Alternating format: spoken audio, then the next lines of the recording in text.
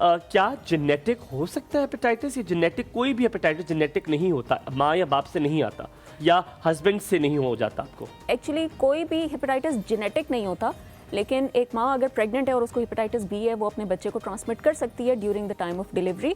और अगर आपके सेक्सुअल पार्टनर को या आपके लाइफ पार्टनर को हेपेटाइटिस बी या सी है तो ये सेक्सुअल कांटेक्ट के जरिए फैल सकता है। अच्छा, यानी अगर आपके मियाँ बीवी के मामलात हैं, आप अगर है तो वो आपके शौहर से बीवी को लग सकता है, बीवी को शौहर से लग सकता है? जी बिल्कुल ऐसा हो सकता है। तो उसमें अगर आपके पार्टनर को है तो आपको हम टेस्टिंग और कुछ सेफ सेक्स प्रैक्टिसेस एडवाइस करते हैं। अच्छा, क्या हम उसे ऑनलाइन कुछ थोड़ी बहुत चीज़ें बता सकते हैं जो कि हम ऑनलाइन बता सकें फैमिली शो पे? जी बिल्कुल। उसमें पहली चीज़ होती है प्रोटेक्शन का इस्तेमाल, जो कि बहुत इफेक्टिव है हेपेटाइटिस बी और सी को रोकने के लिए। इसके अलावा ये उनमें ज़्यादा देखा गया है वो मर्द जो मर्दों से ताल्लुक़ कायम करते हैं, तो उसमें भी हम यही एडवाइस करते हैं कि आप प्रोटेक्शन का इस्तेमाल करें। और स्पेशली वो वाली पॉपुलेशंस, वो वाले गिरोह जो कि आईवी ड्रग्स का इस्तेमाल करते हैं, जो कि खून में लगाने वाली ड्रग्स होती हैं, उससे ये बहुत ज़्यादा फैलता है क्योंकि वो नीडल्स आपस में शेयर करते हैं। और उसी में हम ये भी देखते हैं कि ये trend of being same gender. अच्छा, ड्रग एडिक्ट का भी होता है? ड्रग एडिक्ट्स के भी जो सिरिंजेस लगाते हैं अक्सर लोग, और कुछ लोग जो हम मेरे और वस्त को ज़्यादा पता है, जिस इंडस्ट्री से हम फिटनेस इंडस्ट्री में, वहाँ पे स्टेरॉइड्स के इंजेक्शन लोग लगाते हैं, क्या उससे भी हेपेटाइटिस होने के चांसेस होते हैं? जी बिल्कुल। जो ड्रग यूजर्स हैं उसमें सिरिंज का इस्तेमाल हो रहा है जो वो वेन्स में लगाते हैं, तो उससे तो, और वो नीडल शेयरिंग भी कर रहे हैं जैसे कि मैंने बताया, क्योंकि उनके पास इतनी एक्सेस में इतनी सारी सिरिंजेस और इक्विपमेंट नहीं होता। तो उनमें तो ये उन पॉपुलेशंस में बाकायदा स्टडीज़ और रिसर्च की गई हैं, उन पॉपुलेशंस में ऑल ओवर द वर्ल्ड, सिर्फ पाकिस्तान में नहीं, ये हेपेटाइटिस बी और सी बहुत ज़्यादा होता है, NHIV एज वेल।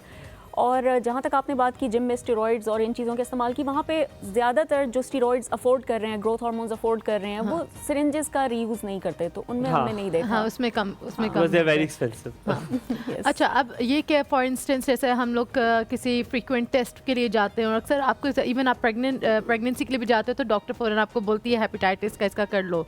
खुदा ना खास्ता किसी का इस तरह से आ जाता है और अर्ली स्टेज पे आ जाता है, तो हम क्या कर सकते हैं कि इसको रोका जा सके? क्या हम अर्ली रेमेडीज मेडिकेशन के अलावा क्या कोई डाइट में भी ऐसी तब्दीली आप कर सकते हैं? जैसे अक्सर हमने हार्ट पेशेंट ब्लड प्रेशर के लिए एक्सरसाइज देखी है, ठीक है, वो कहते हैं एक्सरसाइज करो तो बड़ा बेहतर होगा।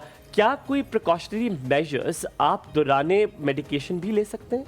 जी बिल्कुल। इसमें ऐसा है, जैसे आपने प्रेग्नेंट ख़वातीन के लिए सवाल किया, तो हम यहाँ पाकिस्तान में ये रूटीन है कि कोई भी प्रेग्नेंट औरत अपने चेकअप के लिए, एंटीनेटल चेकअप के लिए किसी क्लिनिक या हॉस्पिटल में जाती है, तो हम एज अ रूटीन उसका हेपेटाइटिस बी और सी का टेस्ट करते हैं।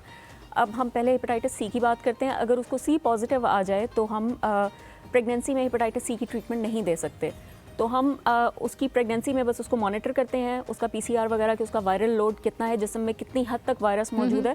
और डिलीवरी के वक्त हम थोड़ी एहतियात करते हैं कि बच्चे और माँ में खून का कांटेक्ट कम से कम हो। इसके अलावा बच्चे को पैदा होते ही हम एंटीबॉडीज़ लगा देते हैं, जिससे चांसेस बढ़ जाते हैं कि बच्चा माँ से हेपेटाइटिस सी कॉन्ट्रैक्ट ना करे। अब हम हेपेटाइटिस बी की तरफ आते हैं। हेपेटाइटिस बी में हमारे पास रिसर्चेस मौजूद हैं कि इसकी जो मेडिकेशन है वो प्रेगनेंसी के दौरान सेफ़ है।